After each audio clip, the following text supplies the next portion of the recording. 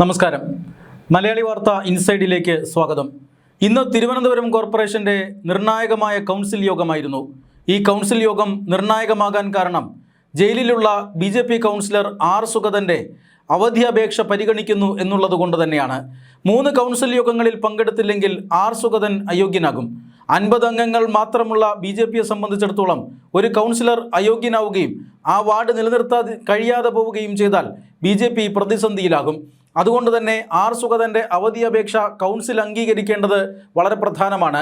ഈ കൗൺസിൽ അംഗീകരിക്കാനും ചില പ്രതിസന്ധികളുണ്ട്. കാരണം 51 അംഗങ്ങളുടെ പിന്തുണയാണ് ഇതുവരെ പ്രത്യക്ഷത്തിൽ BJPക്ക് ഉണ്ടായിരുന്നത്. അതായത് ഒരു സ്വതന്ത്രനും 50 BJP കൗൺസിലർമാരും അടക്കം 51 അംഗങ്ങളുടെ പിന്തുണ BJPക്ക് ഉണ്ടായിരുന്നു ഇതുവരെ. എന്നാൽ ആർ സുഗതൻ ജയിലിലാകുന്നതോടുകൂടി മേയറുടെ കാസ്റ്റിംഗ് വോട്ട് ചേർന്നാൽ പോലും 50 എന്ന നിലയിലേക്ക് വരും. ഇപ്പുറത്ത് മറ്റൊരു സ്വതന്ത്രൻ കൂടി പിന്തുണച്ചാൽ, പ്രതിപക്ഷത്തെ പിന്തുണച്ചാൽ അവരുടെ അംഗസംഖ്യ LDFും UDFും ചേർന്നാൽ അവരുടെ അംഗസംഖ്യയും 50ലേക്ക് മാറും. അതായത് 29 LDF, 20 കോൺഗ്രസ്, ഒരു സ്വതന്ത്രൻ, ഇങ്ങനെ അവരും 50 എന്ന നിലയിലേക്ക് പോകും. അങ്ങനെ വന്നാൽ സുഗതന്റെ അവധി അപേക്ഷ പരിഗണിക്കപ്പെടാൻ അല്ലെങ്കിൽ അംഗീകരിക്കാനുള്ള സാധ്യത കുറയും. അതുകൊണ്ട് തന്നെ സുഗതന് അയോഗ്യതാ ഭീഷണി വീണ്ടും ഉയരും. ഇതാണ് ഇന്ന് രാവിലെ കൗൺസിൽ യോഗം ചേരുമ്പോൾ ഉണ്ടായിരുന്ന സ്ഥിതി. എന്നാൽ പെട്ടെന്ന് തന്നെ സ്ഥിതിഗതികൾ ഇന്ന് മാറിമറിയുകയായിരുന്നു. ഭരണപക്ഷത്തിന് ഇടിവെട്ട് നീക്കങ്ങൾ ഉണ്ടായി എന്ന് തന്നെ പറയേണ്ടി വരും. സുഗതനൊപ്പം പ്രതിപക്ഷത്തു നിന്നും ഒരാളുണ്ടായിരുന്നു എന്നതാണ് ഇന്നത്തെ പ്രതിപക്ഷത്തെ ഞെട്ടിച്ച ഒരു കാര്യം. അതായത് ഇന്ന് കൗൺസിൽ യോഗം തുടങ്ങുമ്പോൾ മറ്റ് അജണ്ടകൾക്കൊപ്പം മേയർ VV രാജേഷ് സുഗതന്റെ അവധി അപേക്ഷയും പരിഗണിക്കുന്നു. അവധി അപേക്ഷ കൗൺസിലിൽ വായിക്കുന്നു. അതിനുശേഷം വോട്ടിങ്ങിലേക്ക് പോകുന്നു. സുഗതന്റെ അവധി അപേക്ഷയെ അംഗീകരിക്കുന്ന കൗൺസിലർമാരെ കൈ ഉയർത്താനായി മേയർ VV രാജേഷ് ആവശ്യപ്പെടുന്നു. BJPക്കിടെ 50 അംഗങ്ങൾ, BJPക്ക് ഇപ്പോൾ തന്നെ പിന്തുണ പ്രഖ്യാപിച്ചിട്ടുള്ള പാറ്റൂർ രാധാകൃഷ്ണൻ എന്ന സ്വതന്ത്ര അംഗം, അതോടൊപ്പം തന്നെ പ്രതിപക്ഷത്തിനൊപ്പം എന്ന് വിശ്വസിച്ചിരുന്ന പൗണ്ട് കടവ് വാർഡ് മെമ്പർ സുധീഷ് കുമാറും അവരോടൊപ്പം കൈ ഉയർത്തി. അങ്ങനെ 51 അംഗങ്ങളുടെ പിന്തുണ BJPക്ക് വരുന്നു, സുഗതന്റെ അവധി അപേക്ഷയ്ക്ക് വരുന്നു. അങ്ങനെ അവധി അപേക്ഷ കൗൺസിലിൽ അംഗീകരിക്കപ്പെടുന്നു. ഇതാണ് ഏറ്റവും പ്രധാനപ്പെട്ട ഒരു നാടകീയ രംഗം ഇന്ന് കൗൺസിലിൽ, തിരുവനന്തപുരം കോർപ്പറേഷൻ കൗൺസിൽ യോഗത്തിൽ ഉണ്ടായത്. രണ്ടാമത് ഒരു പ്രധാനപ്പെട്ട കാര്യം കൂടി ഇന്നത്തെ കൗൺസിൽ യോഗത്തിൽ നടന്നു. അതായത് വളരെ രഹസ്യമായി BJPയുടെ ചില നീക്കങ്ങൾ ആർ സുഗതനെ രക്ഷിക്കാനായി ഉണ്ടായിരുന്നു എന്ന് വേണം കണക്കാക്കാൻ. അതായത് ആർ സുഗതൻ ഇതിനിടയിൽ സർക്കാരിന് എസ്കോർട്ട് പരോളിന് അപേക്ഷ നൽകുന്നുണ്ട്. അതായത് താൻ തിരഞ്ഞെടുക്കപ്പെട്ട ഒരു ജനപ്രതിനിധിയാണ്, കാപ്പ കേസിൽ കരുതൽ തടങ്കലിലാണ് ഞാൻ, അങ്ങനെ ഇരിക്കെ ഈ 3 കൗൺസിൽ യോഗങ്ങളിൽ പങ്കെടുത്തില്ല എങ്കിൽ എനിക്ക് അയോഗ്യതയുണ്ടാകും. ആ അയോഗ്യത ഉണ്ടാകാതിരിക്കാൻ എസ്കോർട്ട് പരോളിൽ ഈ കൗൺസിൽ യോഗത്തിൽ പങ്കെടുത്ത് തിരികെ വരാനുള്ള അനുമതി വേണം എന്നാവശ്യപ്പെട്ടുകൊണ്ട് ആഭ്യന്തര വകുപ്പിന് വിയൂർ ജയിലിലെ ജില്ലാ സൂപ്രണ്ട് വഴി സർക്കാരിന് അപേക്ഷ സമർപ്പിക്കുകയായിരുന്നു. സർക്കാർ ഇക്കാര്യത്തിൽ ഒരു തീരുമാനമെടുക്കുന്നു. ആ തീരുമാനമെടുത്തതിന് ശേഷം സുഗതനെ അറിയിക്കുന്നു. ജയിൽ സൂപ്രണ്ട് വഴിയാണ് സർക്കാരിൻ്റെ ഉത്തരവ് പോയത്. ആ ഉത്തരവിൽ പറയുന്നത് താങ്കളുടെ ഈ എസ്കോർട്ട് പരോളിനുള്ള അപേക്ഷ അത് സർക്കാർ നിരസിച്ചിരിക്കുകയാണ്. അതിൻ്റെ കാരണം എന്ന് പറയുന്നത് ഈ എസ്കോർട്ട് പരോൾ നൽകാത്തത് കാരണം താങ്കൾക്ക് ഈ കൗൺസിലർഷിപ്പ് നഷ്ടപ്പെടില്ല, അതിന് മറ്റ് വഴികളുണ്ട്. അതായത് ജയിൽ സൂപ്രണ്ട് വഴി അവധി അപേക്ഷ തിരുവനന്തപുരം കോർപ്പറേഷൻ കൗൺസിലിന് താങ്കൾക്ക് സമർപ്പിക്കാവുന്നതാണ്. കൗൺസിൽ അത് അംഗീകരിച്ചു കഴിഞ്ഞാൽ മുനിസിപ്പൽ ആക്ട് അനുസരിച്ച് താങ്കളുടെ കൗൺസിലർ സ്ഥാനം നഷ്ടം വരികയില്ല എന്ന് സംസ്ഥാന സർക്കാർ തന്നെ, ആഭ്യന്തര വകുപ്പ് തന്നെ സുഗതനെ അറിയിക്കുന്നു. അതിനുശേഷമാണ് ജയിൽ സൂപ്രണ്ട് മുഖേന, അഭിഭാഷകൻ മുഖേന പിന്നീട് ഈ കൗൺസിലിലേക്ക് സുഗതന്റെ അവധി അപേക്ഷ വരുന്നത്. ആ അവധി അപേക്ഷയാണ് ഇന്ന് കൗൺസിൽ അംഗീകരിച്ചിരിക്കുന്നത്. കൗൺസിൽ ഈ അവധി അപേക്ഷ അംഗീകരിച്ചതിനെതിരെ വലിയ പ്രതിഷേധമുണ്ടാകുന്നു. ദീപക്കും അതുപോലെ തന്നെ SP ദീപക് എന്ന് പറഞ്ഞാൽ LDFിൻ്റെ പാർലമെൻ്ററി പാർട്ടി ലീഡറാണ്.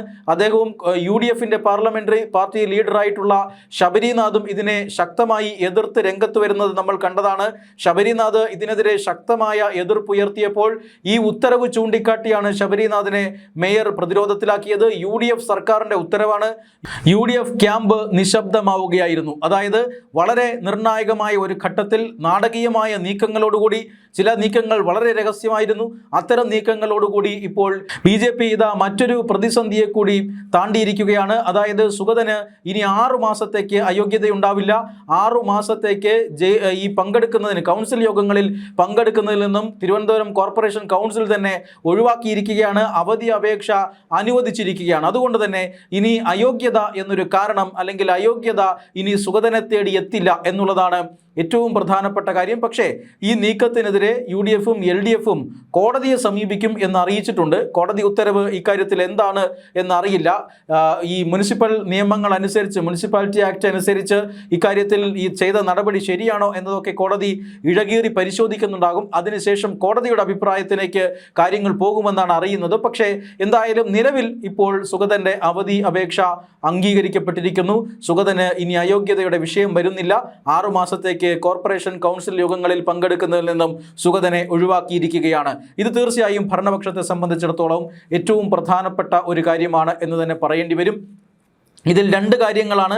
ഒന്ന്, BJPയെ പിന്തുണയ്ക്കുന്നത് കേവലം ഒരു സ്വതന്ത്ര അംഗം മാത്രമല്ല, 2 സ്വതന്ത്ര അംഗം എന്നതാണ് ഇതിൽ നിന്നും വ്യക്തമാകുന്നത്. അതായത് BJP നേരത്തെ തന്നെ അത്തരത്തിലൊരു ഫോർമുല ഉണ്ടാക്കിയിട്ടുണ്ട് എന്ന് വേണം നമുക്ക് അനുമാനിക്കാൻ. കാരണം സ്വതന്ത്ര അംഗങ്ങൾ 2 പേരെയും BJP നേരത്തെ ഉറപ്പുവരുത്തിയിട്ടുണ്ട് അവരുടെ പിന്തുണ. പക്ഷേ ഒരാളെക്കുറിച്ച് അധികം ചർച്ചയാകാതിരിക്കാൻ അദ്ദേഹം പ്രതിപക്ഷത്തോടൊപ്പം നിൽക്കും എന്നൊരു തോന്നൽ ഉണ്ടാക്കുകയായിരുന്നു ചെയ്തത്.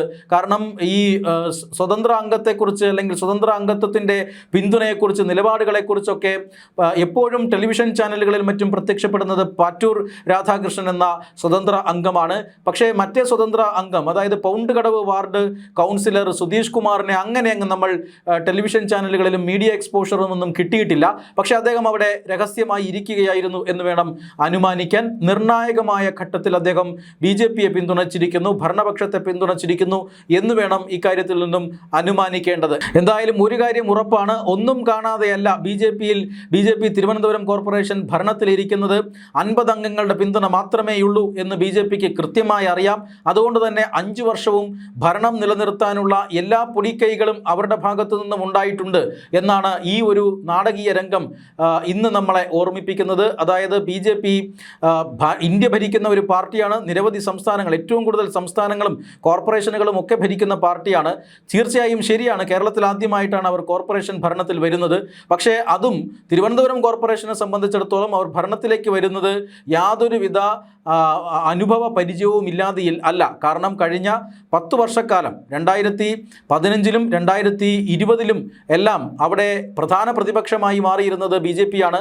BJPക്ക് 35 അംഗങ്ങൾ വീതം 2 തെരഞ്ഞെടുപ്പിലും ഉണ്ടായിരുന്നു. അതുകൊണ്ട് തന്നെ ഭരണരംഗത്തെക്കുറിച്ചുള്ള അനുഭവ സമ്പത്ത് അത് BJPക്ക് തിരുവനന്തപുരം കോർപ്പറേഷനിൽ ഒട്ടും അന്യമല്ല. അവർ തീർച്ചയായും കൗൺസിലർമാരെല്ലാം ഇരുത്തം വന്ന കൗൺസിലർമാരാണ്. ഭരണരീതികളെക്കുറിച്ചും അതുപോലെ തന്നെ മറ്റെല്ലാ കാര്യങ്ങളെക്കുറിച്ചുമെല്ലാം അഗാധമായ അനുഭവ സമ്പത്തും അറിവുമുള്ള കൗൺസിലർമാരാണ്. അതുകൊണ്ട് തന്നെ ആദ്യമായിട്ട് അധികാരത്തിൽ വരുന്നു എന്ന് പറഞ്ഞ് BJPയെ പ്രതിസന്ധിയിലാക്കാനോ BJPയെ അട്ടിമറിക്കാനോ ഒന്നും ആരും ശ്രമിക്കേണ്ട എന്നതിൻ്റെ ആദ്യ ഉദാഹരണമാണ് ഇപ്പോൾ പുറത്തു വന്നിരിക്കുന്നത്.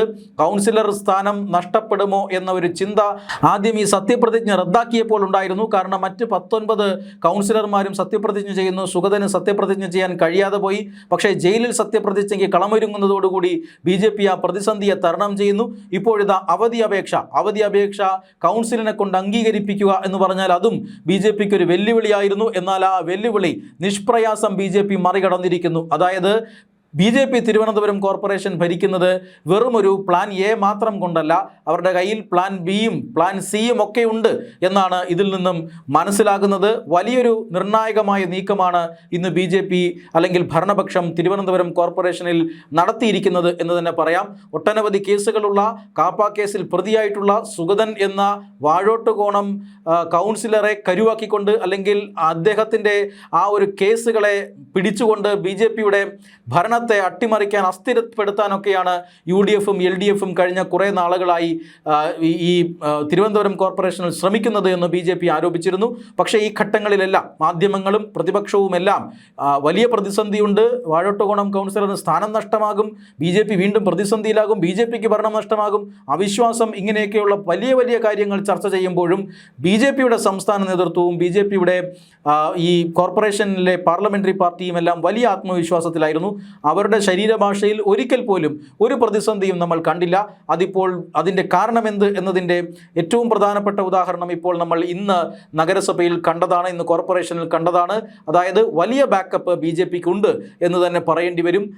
അങ്ങനെ മറ്റൊരു പ്രതിസന്ധി മാധ്യമങ്ങളും അതുപോലെ തന്നെ പ്രതിപക്ഷവും സൃഷ്ടിച്ച ആ പ്രതിസന്ധിയെ ഇപ്പോൾ BJP മറികടന്നിരിക്കുകയാണ്.